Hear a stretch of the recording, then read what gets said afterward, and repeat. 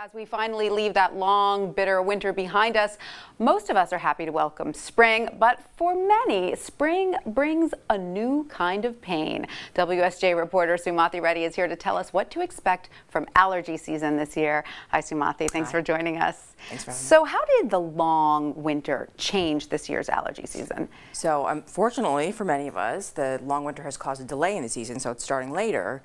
But in some parts of the country, they're finding that even though there's a delayed start, shorter season, it's more intense. Oh my goodness. The tree pollens, the earlier tree pollens are overlapping with the later tree pollens, and the grass is coming in, and they're also coming out with a vengeance, yes. Right? So what percentage of the population suffers from hay fever? And do most people suffer from multiple allergies? Yeah, so it's a lot. I mean, it's 30 to 40% of people have some sort of hay fever, and most people are allergic to multiple things. So that's like different types of tree pollen, grass, weeds, dust, other things as well, which exacerbate some of those allergies. And sometimes they come in a row. Just when you think you've gotten over one, then it's all of a sudden the weeds, right? So usually if you're prone to allergies, in general, you're going to be allergic to more things. Fun. Now, there's so many treatments. Let's go through them. And the first one, antihistamines. For some people, it's not the best treatment, though, right? The easiest, because they're usually almost always over the counter. You can get them for the eyes, you can take the tablets, but yes, doctors say the sort of topical nasal sprays, the steroid sprays are more effective. And there's a new one that's available over the counter this year, that's correct? Right, so that's very exciting. Usually they're prescription, so they're a little harder to get, but now there is Nasacort, which is the first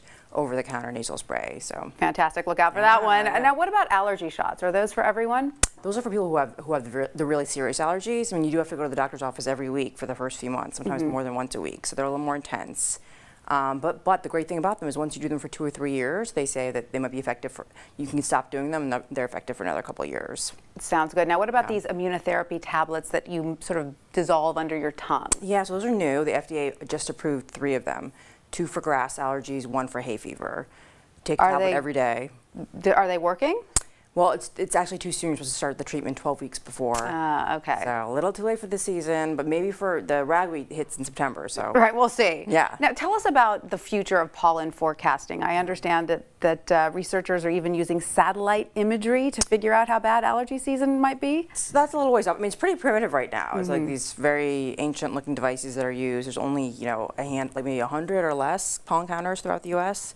But there is some exciting stuff. Researchers are looking at NASA, they're working with NASA to look at satellite stuff and sort of making predictions based on that. Very, very exciting. Now, do you suffer from allergies? I don't. I'm lucky. Oh, me neither. So the two of us, let's knock on wood or plastic or formica, whatever this is. All right. Thank you so much, Sumathi Reddy, for that.